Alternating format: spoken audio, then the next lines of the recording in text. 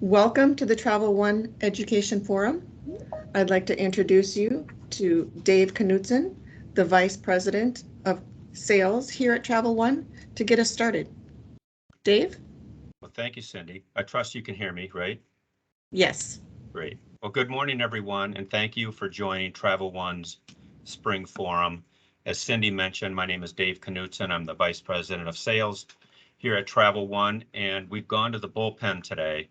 I'm filling in for Bill Newman, our president, who is under the weather. So as many of you may know, we hold these forums twice each year, the spring and the fall, and the purpose is to address current topics taking place in the travel industry.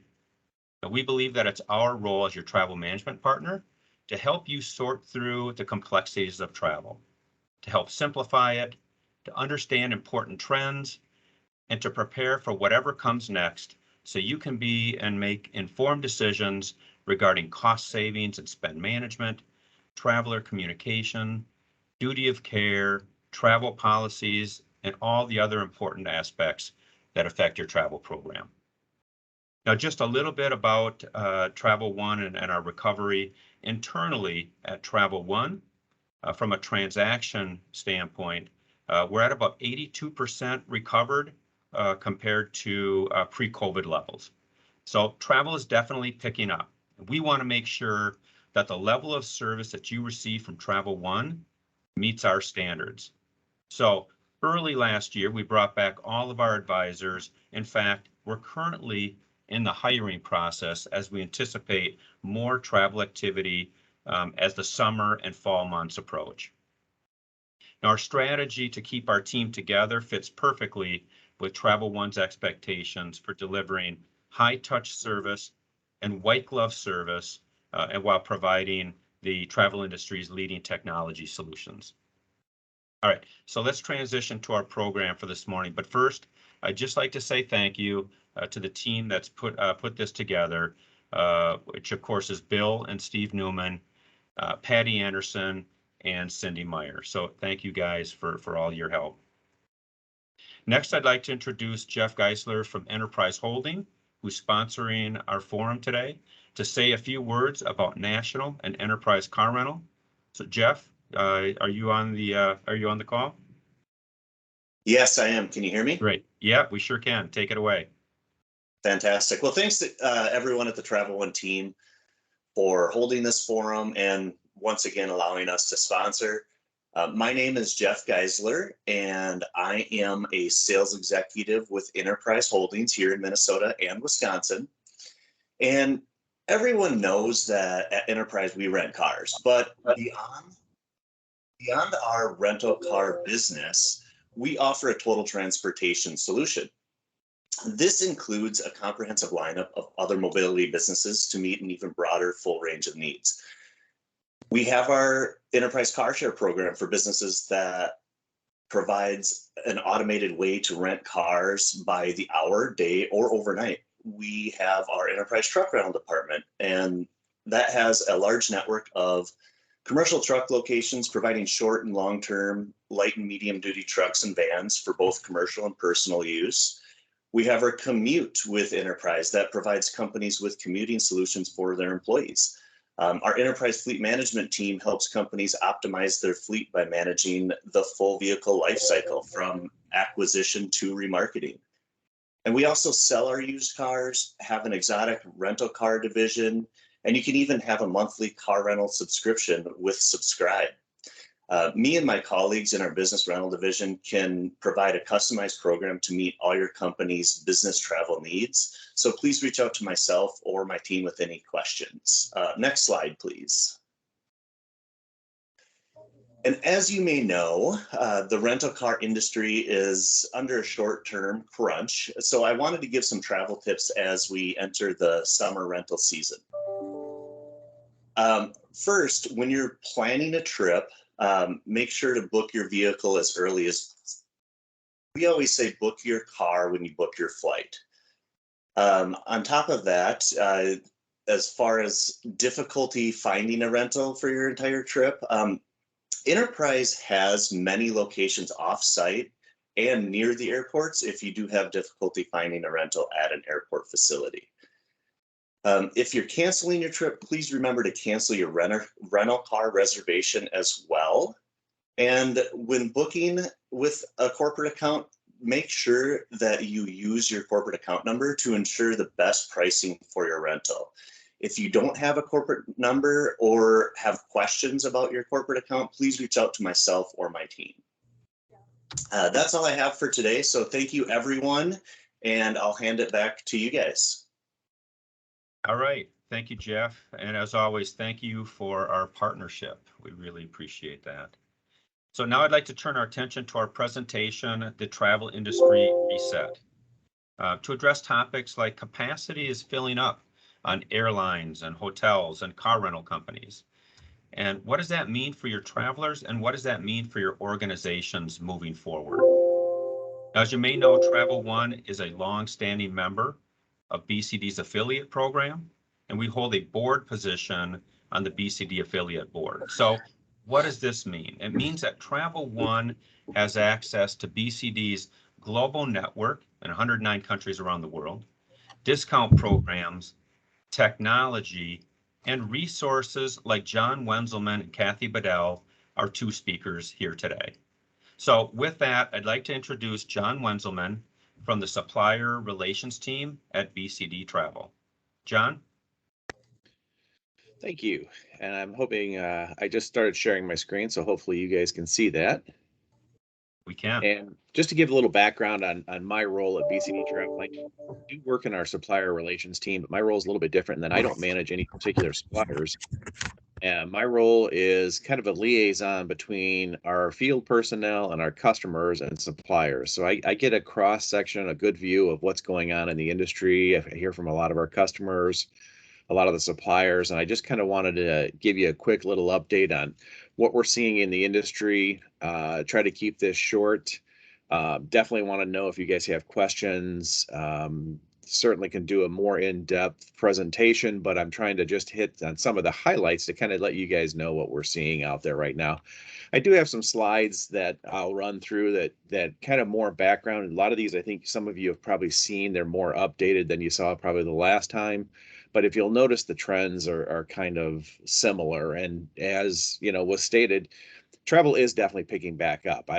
We're not quite as high as David said. From the BCD perspective, we're not quite back up to 78%. We're still holding a little bit below that, but travel is certainly picking back up. And I think everybody's seeing that. A lot of the information we're hearing and reading, you'll see that the travel is certainly picking back up.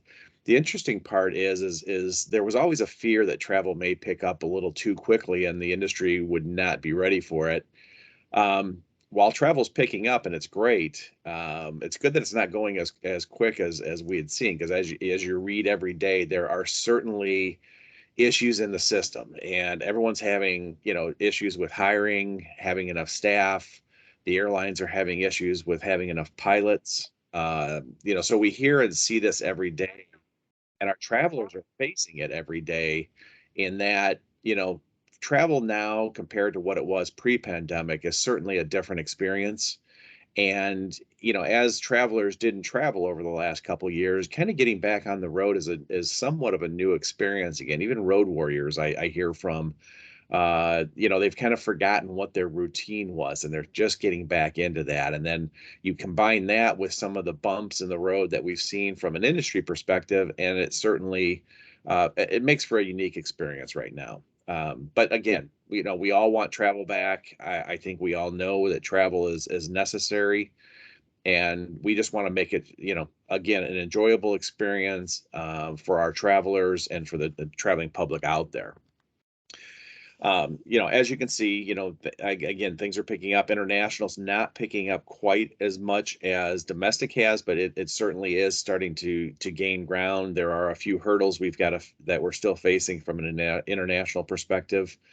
But again, domestic definitely came back quickly, as we all saw. A lot of leisure travel compared to business travel, but again, the business travel is now starting to pick back up as well. And that's, again, a good thing, but it's also causing issues in the system. as you see from a seat capacity standpoint compared to 2019, especially here in North America, we're getting back to pre-pandemic levels in many categories, and you'll see that in some of the slides as I flip through them. But again, with travel's getting back to a level that is somewhat normal, and the system, while yes, they're managing through it, as we saw over the Memorial Day weekend, there are glitches. We saw a lot of cancellations, which caused issues. And the problem with the cancellations right now is that you just don't have a lot of bench strength. So as flights are canceled, there's no planes, there's no pilots, there's just no backup there. And so unfortunately, it takes a while to clear out the system, and we saw that unfortunately over the last weekend as we hit a few bumps in the road. And I don't think any supplier is immune to this. I think we're seeing it across many of the suppliers. And again, it's going to take time. As we move through the summer, I think we're going to continue to experience this. We don't see this, we're not going to see relief from this anytime soon, unfortunately. We're certainly building back up to where we want to be, and suppliers are building back up to where we want to be. But it's going to be a slow process, as you all hear, and I'm sure you probably are experiencing and hiring as well. It just takes time to bring people on board, to bring people back up to speed, and get the system back up to where we want it. So from an airline perspective, obviously the pandemic hit them hard, and you can see, from a profitability standpoint, they certainly suffered as expected. But I think most of our airline suppliers, I think they weathered the pandemic pretty well. They came out of this, as well as expected. No one could have foreseen this coming and seen the total shutdown that we saw for the length and period that we saw it for. But I think the airlines did a very good job of adjusting their system and adjusting to the demand that was out there. And we continue to see that today. We're not seeing them, just randomly throwing things back in. They're being very selective in where they're adding routes back in, where they're putting planes back into the marketplace. They're doing a very good job of adjusting to where the demand is at. Right now, they're shifting a lot of planes to leisure markets. Because that's where the demand is at. And so it's really a bit of a struggle from their side. And we hear this from all of the airlines, is just knowing where the best place is to put those flights back in at. Where is the demand going to be? They also, they want to meet the business traveler. They know the business travelers are important, and they want to make sure that they have the flights in the right places to meet the business demand. And so that's what they're kind of playing the game right now of, okay, how do we balance business and leisure so that we can make sure that we're getting people where they need to be. You certainly don't see the frequencies that we saw pre-pandemic. They're not putting in, the number of frequencies in the big major business markets yet. But as the business travel continues to grow, they're certainly looking at that and making sure that they're meeting up the supply with the demand. And that's what's causing pricing to be where it's at today. And you'll hear my general theme through this, and it's not it's interesting. When I did these presentations, 2.5 years ago, pre-pandemic, it was certainly a buyer's market, and pricing was strong, but the buyer still was driving a lot that was going on through RFPs and everything else. And you'll hear me as I go through the various categories today. You'll hear me kind of say, unfortunately, it's flipped. It's a bit more of a seller's market in the market today, in pretty much all categories. Pricing has returned to pre-pandemic levels, and in many cases is higher. And I get a lot of questions on pricing and what are we seeing and what are we forecasting. I will tell you, forecasting pricing right now is probably the most difficult thing to do. Pre-pandemic, the airlines were very good with their revenue management systems, and they still are. They are doing a great job of matching demand up with, the capacity that's out there and keeping pricing where they need it. Obviously, they've got a lot of profitability that they've got to earn back, and they're going to. They don't want to do it all in one shot, but they are certainly going to keep pricing up where it is. And as long as the market stays strong, and we obviously as more and more business travel comes back, it's going to keep that pricing as high as the airlines can keep it. Again, they may start to lose some of the leisure travelers as pricing goes up, and obviously as we all know what's going on with the economy right now. And so, they've got a balancing act of they don't want to put pricing at a point where they start to drive traffic away, but they also want to make sure that they're getting everything they can out of every dollar. So in general, the airlines are doing well. They've been open for business all through this. I get questions on RFPs for airlines. Are the airlines, doing RFPs? Are they, customers doing RFPs? I will tell you right now in the marketplace, we don't see a lot of customers doing RFPs from an airline perspective. We see a lot of contracts being rolled over. We're not seeing any type of major changes in the contracts. So even going to RFP, the issue is, what data do you use? What are you going to look like as a customer coming out of this? And that's the most difficult piece in doing an RFP is, what data can I provide? What am I going to look like? Is my travel going to be back at 100% of what it was pre-pandemic? If you have answers to those questions and your contracts are coming up, certainly you can do an RFP, but don't go into the RFP expecting major changes in the contract. We're not seeing, major, discounts increasing by any means. We're also not seeing them lowered. I think the airlines are being very smart in what they're doing. But again, if you've got a major change in your customer base, if your travel patterns have changed, we're hearing a lot about work from home. Some corporations' travel patterns are changing. It's probably going to be a while before we start to really see that in the data. So there's nothing wrong with rolling contracts over at this point and waiting to see what your travel patterns kind of settle out at. So again, the airlines certainly are accepting of RFPs. They're responding to them just as they have pre-pandemic. But again, until we get some good, true, hard data, sometimes it's a little more difficult in working through an RFP. From a hotel perspective, this is probably even almost, hotels took it probably hardest during the pandemic. The airlines, the car rental companies were able to reduce inventory. Unfortunately, hotels, it's a little difficult. Other than shutting down the hotel, which we did see, it was a little harder for them to reduce what's out there. Obviously, you can't take a hotel other than closing it down. You can't take it offline. So I think the hotels now are seeing a big bounce back with leisure and also with business. And the thing I'll point out on this slide is obviously, in North America, pricing is coming back. And, in many cases, we are seeing hotel pricing actually higher than pre-pandemic levels. And so that's the tough part, in going into negotiations. The hotels are trying to recover, I think, probably a little bit quicker than the other segments are. We're seeing hotels pushing pricing a little bit higher, I think, than what some of the other segments are. And that's reflected here in what you're seeing in the pricing over and above, pre-pandemic levels. So again, from a negotiation standpoint, we saw many corporations reduce the number of hotels in their program as their travel was down. And, a lot of that has held. I think a lot of customers don't have as many hotels in their program as it did previously. It also, that helps from a negotiation standpoint in that you're putting your volume into fewer, it gives you a little more negotiating leverage with some of the hotels. I get a lot of questions on dynamic pricing. Are we seeing more dynamic pricing in the marketplace? My answer would be no, we're not. Yes, it's increasing, but it's increasing, at very small amounts. I think most pricing remains, fixed. And I think that works for most customers from a budgetary standpoint. The things we are seeing change, though, is what you're getting for that fixed pricing. Pre-pandemic, there were a lot of amenities that were tossed in, whether it was Wi-Fi, whether it was breakfast, different items at the hotel. The experience at the hotel is much different now. A lot of restaurants and full service hotels have not come back at that level, again, just because of the pandemic and what they're seeing out there. So one of your rates that may have included breakfast prior may not include breakfast now, and yet the rate is still the same.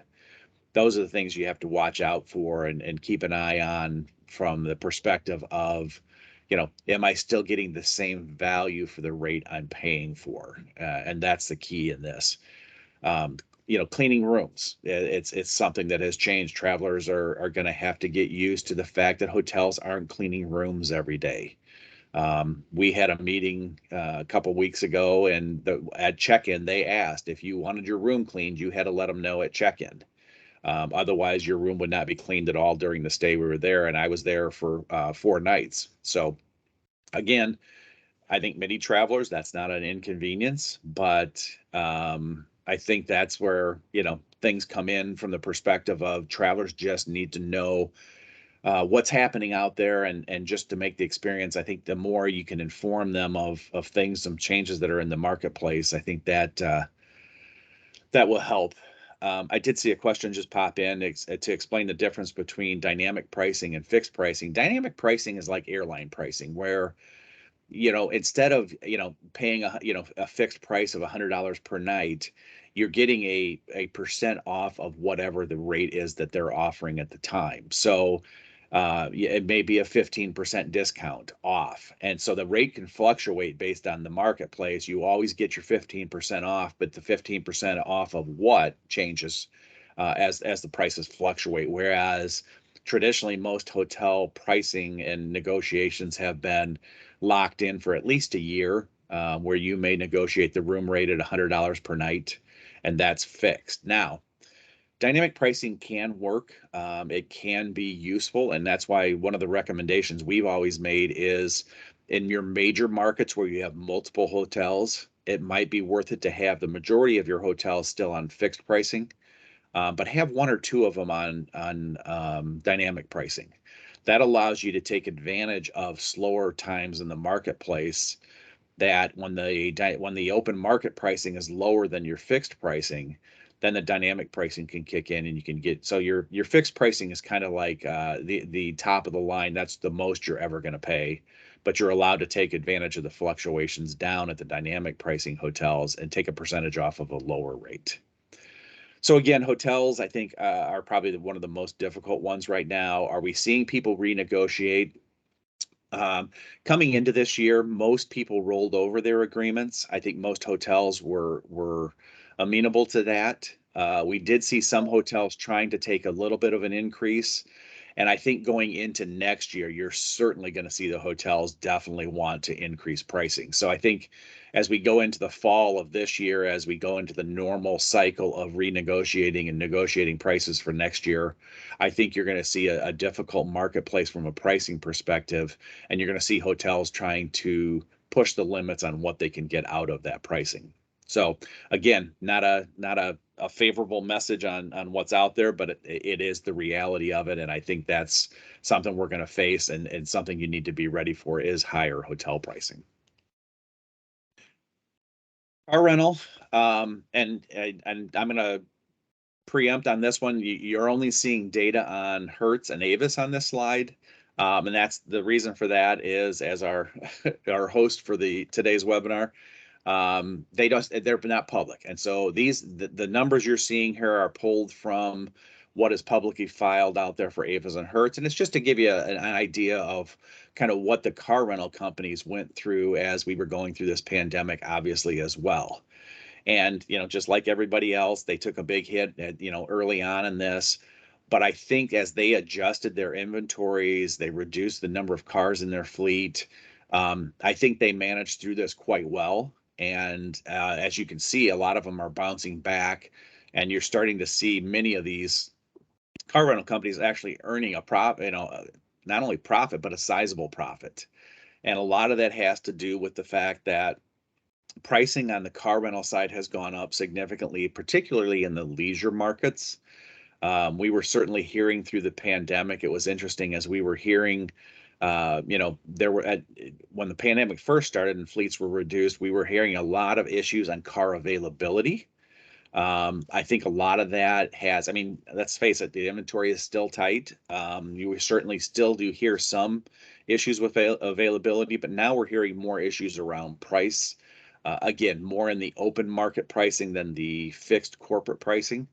But the car rental companies have done a very good job of balancing their fleets to the demand. Again, unfortunately, right now, we are seeing the fleets a little bit older than they have been historically, and a lot of that has to do with getting new cars and new car availability. as we all are well aware, with the chips and, it's the manufacturers are manufacturing cars. They're just not getting the chips that drive all the electronics in the car. And so that has put a little bit of a strain on the car availability. So we're seeing all of the car companies holding onto cars a little bit longer. Your travelers may get into a car that has a few more miles on it than they're used to.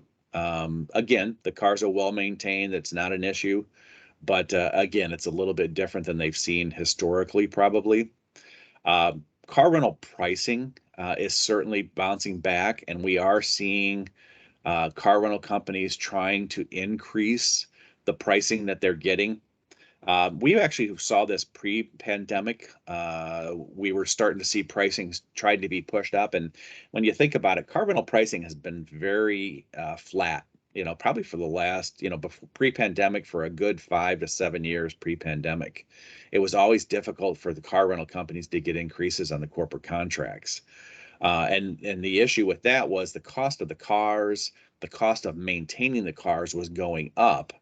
And they weren't able to then reflect that in the pricing. And so the car rental companies, were always trying to push pricing up. And now that the pandemic has come through and travel is down slightly and their fleets are down, that we are starting to see more and more of the corporate pricing going up. I get asked again on the RFP side of things, should I be going to RFP for my car rental? I can tell you going out to RFP is not reducing pricing. We are not seeing it drive pricing down. So again, if you're happy with the car company you're with, there's really no, again, going out to RFP is not going to change from a pricing perspective. So if that's what you're looking for in doing the RFP, if you're having service issues, certainly go out and explore. Because we are hearing of some service issues. I think, as we all are well, Hertz went through bankruptcy during the pandemic and came out of it. They're not the same company they were before. They've slashed a lot of what they were doing before. And I think that they're not the same company that they were pre-pandemic. So we are starting to see and hear a little bit of some changes there. One of the things I just saw the other day, I'm starting to get some input from our program managers that Hertz is trying to push up. Some of their contracts, actually many of the contracts, have a gas cap in there. And so from a fuel perspective, I think that Hertz is trying to take advantage of the fuel and the rising prices in that they were trying to increase the cap that they have built into the contract. And in the contract, it states that when you bring a car back that you haven't refueled, that you won't pay the exorbitant prices at some of the markets that you pay, when you return a car, but they'll cap it at, $1.50 over the kind of the average for national average. Well, we did see Hertz is now trying to go back in their contracts and put amendments in that they're increasing that cap, from $1.50 to maybe $2.50 or $3. And when you think about it, that cap has nothing to do with what's going on with gas prices, because you're still paying the national average, which fluctuates based on prices. So raising the cap and using the excuse of fuel prices just doesn't work. So you may want to push back on that if you're seeing that. But again, we are certainly seeing pricing going up and probably well-deserved on the car rental side. So that makes it, obviously it's tough. I know many of you are either in procurement and nobody wants to see their prices increasing, but we are certainly seeing that across all of the sectors. And it's, again, as I said from the outset, it's certainly and we're going to face that for a while now. One of the issues I think we're going to face over the summer is from a pricing perspective is not so much price. It's even just getting the flight that you want. Are you even going to be able to make the trip that you want because flights are so full? As we stated earlier, car rental, you want to make sure you can get a car. We can't, travelers historically have waited to a couple days out to book their car. And we can't stress enough, book your car when you book your air. Book everything as early as possible. It's still the best advice we can give. But again, I think through the summer, we're going to struggle with availability, and more people, I think we're going to hear more complaints about availability across the system than we are pricing. Granted, pricing isn't going to be favorable, but business trips that have to be made, you want to make sure you can get that seat on the plane, you can get your car, you can get your hotel room. So I think that's something we're going to battle into the fall, again, until the suppliers get their systems back up and running at full capacity. So that's kind of it from my perspective. Yeah, I know we're going to have some questions at the end, and I'm always happy to answer any questions you guys have, and reach out to Bill and Steve, and always happy to discuss what's kind of going on in the marketplace, what you're seeing, if you've got questions on that. And with that, I'm going to hand it over to Kathy, who's going to then go into some of the duty of care and some of the other things that we're seeing in the marketplace right now. So Kathy, take it away. Thanks so much, John. Really appreciate it. I just wanted to, we'll take a moment. Kathy Bedell, Senior Vice President with BCD Travel. And one of my roles within the organization is that I have the privilege to manage and oversee our affiliate program. So work very closely with Steve and Bill and team on your behalf. So again, so happy and pleased to be here. Over the course of the last couple of years, BCD has done several surveys out there in the marketplace, both with the individual travelers to talk about their experience and what they're looking forward to, as well as travel managers to get an idea, to get a little bit ahead as business travel starts to come back. And 5 areas that seem to be extremely important to travel managers as we come out and business travel starts to pick back up were the 5 areas that I'm going to speak to you all about today: duty of care, travel communication, spend management, sustainability, and travel policy. So let's first talk about duty of care. The risks associated with a global pandemic have dominated people's minds, as we all know, for almost 3 years now. But as travel returns, it's important to recognize that other risks like cyber terrorism, climate change, extreme weather events, and economic threats have not gone away. Travel programs today, they really have to look and incorporate and adjust your strategies around managing that expanded definition of duty of care. The focus of managing duty of care really is all about the people. The people risk management, employee profiles, and employee mobility are all part of the puzzle that we need to piece together by employers on behalf of their employees. So a new approach that should be embraced by employers is hybrid workforces. We've all seen that over the course of the last couple of years, employees have had the opportunity to actually go and work outside of their normal, where they live, and gone to resort destinations, et cetera. And those folks are beginning to get a name associated with them called the digital nomads. They have the ability to work wherever they want based upon, their work, obviously with the approval of their employees. So with remote workers increasing, it becomes even more apparent that it's time to really rethink your risk management strategy and duty of care for your employees. The new focus should really embrace the hybrid workforce, as I spoke about, new sets of locations, work from anywhere policies. Travel policy is another area that we're going to talk about later on. But again, updating that policy so that employees are very familiar with what they can and cannot do. Political unrest, that exists several places. Changing values, travel wellness, risk mitigation, and most importantly, cost. And John talked a little bit about what we're seeing from a cost perspective from supplier side. So who's responsible really for pulling this all together? And I will say that never before have I seen the teams come together more so than they are now. Risk management crosses multiple roles and departments within an organization. You've got risk management teams, some companies do, in place. And even if they don't have a structured security team, HR takes on that role, as well as procurement and communication, and of course the C-suite. So never before has collaboration amongst this entire group and the stakeholders involved really need to come together to mitigate the risk, put together good policies that really help educate your travelers on what they can and cannot do. So now let's go to traveler communication. How do we keep travelers safe? Well, the best way, and I have two words that I use all the time, educate, communicate, communicate, educate. People in today's environment, because of the ever changing day by day, need to have current and ready available information so that they can make the right business critical decisions at the time that they're beginning to plan their trip, during their trip, and obviously post their trip. So, what's important is that more that we understand how travelers think and make decisions, the better we can influence their booking behavior to support your travel program and your organization. Um, your corporate internet is a great vehicle of communication. So, travel should take a prominent position on that corporate intranet and making sure that you have clear, concise information that is updated on a regular basis to get that information out to your travelers.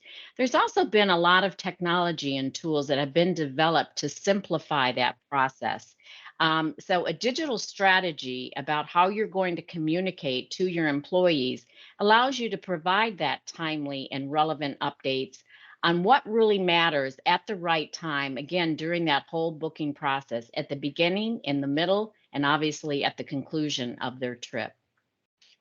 And then spend management. So, John really talked a lot about that. And I think the most important thing to understand here is the landscape has changed as it relates to spend management. There's no question about that. And it's going to continue to change.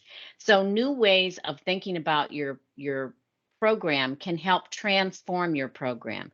So, again, review your supplier partnerships, examine your air, hotel, ground, and rail programs with a fresh eye. And don't ignore data. Look at your data, manage your data. Travel One can work with you very closely with your program management team to help you identify areas of opportunity because your footprint could potentially change, and suppliers that you've never worked for or worked with before could become that supplier that in the future. So again, really understanding the dynamics of your program, what your footprint is, will really help you transition as business travel starts to really come back. So, the International Air Transport Association, better known as IATA, expects air travel to make a full recovery by 2024. And I'm here to tell you that I think it's going to be sooner than that, but we'll see. With domestic travel achieving their milestone in 2023, but we've already seen the uptick in domestic travel, right? First, it was leisure, but now we're starting to see a lot of those face to face meetings happen with the business traveler. And I've been on several trips myself, and definitely business is back. And the international, they're predicting will come to fruition in 2025. And as we know, the recovery will not be globally synchronized. So again, understanding what your footprint is and really putting together a strategy will help you better be prepared to have those negotiations at the time, and you'll be ready for that when the time is there. Again, align your global footprint with the change industry landscape to secure that you have optimal coverage for your program moving forward. And sustainability, our next subject to tackle here. And a lot of the reviews that I'm going to now, clients are asking about sustainability. They really want to understand and how we can help them from a sustainability perspective.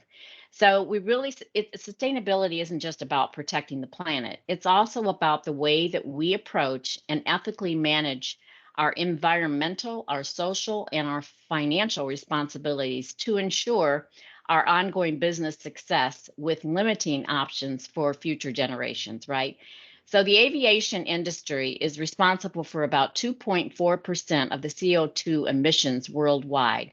And we know that this is likely to increase by 2050. So now is where we need to really take action and see what the impact is from our perspective and realistically see what we can do to manage that. So it's more imperative than ever for business travel programs to try to reduce the strain that travel puts on our most precious resource, obviously Mother Earth. And we can help with that. So what should you really look at, though, if you're looking at a sustainable travel program and putting one in place? So the first step is travel less, obviously. to have that come out of my mouth as a TMC might sound strange. But what we've seen with a lot of clients is they're really looking at their footprint, and they're looking at a lot of the unnecessary meetings, face-to-face meetings that have taken place in the past, and really looking and most of those are internally driven, and looking at setting up a virtual communication option for those internal meetings. And that's something that you could take into consideration. And then step 2 is just travel better where possible. Shift to eco-friendly travel alternatives, such as inner-city trains where it's available, right? But when flying is the only option, consider the type of aircraft that you're flying, the fuel that's being used, and the routes that they're taking. And the more that you can optimize air travel, the more benefit to your sustainability goals and objectives. And also looking at eco-friendly alternatives for car hire and transport once travelers are on the ground. So these are all things that you can do very simply within your program to help manage and participate in your goals as it relates to sustainability. And then the use of sustainability or sustainable suppliers. Obviously, that is something to take into consideration. And last but certainly not least, travel policy. As we all know, travel policy is really the driver behind every successful travel program. When it's time to travel, your employees need to know exactly what it is that they're allowed to do, when to book, who to book, and most importantly, why they should book. So making sure the travel policy is fit for purpose is the critical first step. And we see a lot of companies now reevaluating their travel policies just based on some of the things I talked about earlier with the digital nomads out there and really clear, defined, concise rules and helping employees make the right decisions. Putting in place, should I go or should I stay? Questions help craft policy that regulates safety, cost control, and sustainability efforts. So make sure that you consider trip planning and viability, shifting meeting type behaviors. I talked about that, looking maybe at your internal meetings, creating more of a virtual concept for those specific meetings. And then taking into consideration duty of care. What can you really do within your policy that will help identify and help keep your travelers safe and secure and secure their well-being? So again, I know we covered a lot of stuff very quickly. Happy to share this with you in paper form and get this information over, because I do think that these 5 areas are going to be very critical as companies really start to get back to travel in full gear, back to 2019 numbers. These are the areas of opportunity to help you and guide you. So without further ado, I am going to hand it back over to our host, Dave. Take it from here. Well, thank you, Kathy, and thank you, John. That was really great information that you shared today, and thank you for participating in our forum today. So it looks like we do have some time for questions. So anybody that has submitted a question in the chat, Cindy, are there any questions in the chat? There aren't any left in the chat right now, Dave, but there's still time if anybody wants to drop a question in there. What we have received, though, are some questions offline and even prior to this forum. So I'll go ahead and start with those. One is related to what Kathy just mentioned about the most significant increase in international travel being predicted to take place in 2025. What is the biggest deterrent to international travel rebounding sooner? I can take that one. Okay. Kathy, I'll let you chime in. And Sure. I think the biggest issue at this point, and it's interesting because I just seen articles actually in both of the last 2 days, because this is heating up, and BCD as part of a lobbying group, believe it or not, we're in with a few of the other major TMCs. We're working with a lobbyist. I think the biggest issue right now is that holding back international travel is the requirement for a COVID test to come back into the country. We've heard from our customers, we're hearing it in the marketplace that, the last thing a traveler wants to do is go overseas and then have to test. You have to test 24 hours before you come back and test, and you've got to have a negative test. If you test positive, you could get stuck obviously wherever you're at, and nobody wants to, have that extra spend and cost issues. So, and I know Kathy, you're on the board with ASTA as well, and ASTA has been very vocal in this as well. So there's a lot of people hitting the government last countries right now that has this restriction. Most other countries have taken off all travel restrictions. So until that policy goes away, I think you're going to continue to see international lag behind the domestic travel. Yeah, I agree, John, 100%. And the other thing too is that some of the markets, still have some restrictions in play as it relates to capacity, Asian markets and so on. But you're absolutely right on. I actually will be in DC fighting our cause, among other causes for our industry, the week of June 21st. And this will be a hot topic, certainly on our agenda. And the neat thing about this is we actually get an opportunity to sit down with senators and House of Representatives to really plead our case as it relates to the impact, not only on the industry, but certainly on corporations really trying to get business back up. And it is a fearful thought. I mean, I recently had the privilege to participate in our Circle of Excellence program that we had put on hold for 2 years. And it was in Mexico. And I got to tell you, with my crazy schedule, the thought of getting stuck in Mexico, everybody was like, yeah, sure. But no, seriously, for 10 days, I mean, oh my gosh. But the good news is I got home and had a negative test. But I think that is a fear, of a lot, to your point, John. So until we get that lifted, I agree with you. I think it's still going to be limited. We're seeing some increase, but it's a caution for everyone. And again, people are looking at cost. So thank you. And since both of you referenced the negative COVID test requirement, let's take a look at Roger's question in the chat box. They're starting to put a lot of pressure on the US government to drop the COVID test requirement. Do you have any insight on when that might happen? Well, go ahead, John. Yeah, I was gonna say, I've got to tell you, from a personal standpoint, I thought they would have dropped it by now. I cannot tell you that the number of organizations and that are going after this right now. So do I have any insight? We don't, unfortunately. They've dug their heels in, with all the administration people that we've spoken with, that our lobbyist has spoken with. I think there's many people on both sides of the government that are agree and want this to happen, but for whatever reason it's happened. So I guess if I had to put a number on it, I think it's going to happen fairly quickly. I would like to think it's going to happen within the next month, just again because of the pressure to do it and because the other governments have done it. Yeah. Well, and just further to that comment, John, actually, there was a push that, or noise or whatever you want to call it, about it happening mid-May. And obviously we saw that didn't happen. So I'm going to put a prediction out here that I'm hoping that by mid-September that we see it lifted. I think that there's going to, again, to John's point, there's been a huge push. And I'm hoping that between GBTA being up on the Hill and ASTA being up on the Hill and some of the other organizations that are pushing it, and even the airlines, the airlines are pushing it. So, businesses are pushing it. So I'm hopeful that we're going to see it sooner than later. I would love to see it before September, but I'm going to put a bet on mid-September. So we'll see how accurate I am. Well, thank you for those predictions. I know that's a tough one. But another good question in the chat box.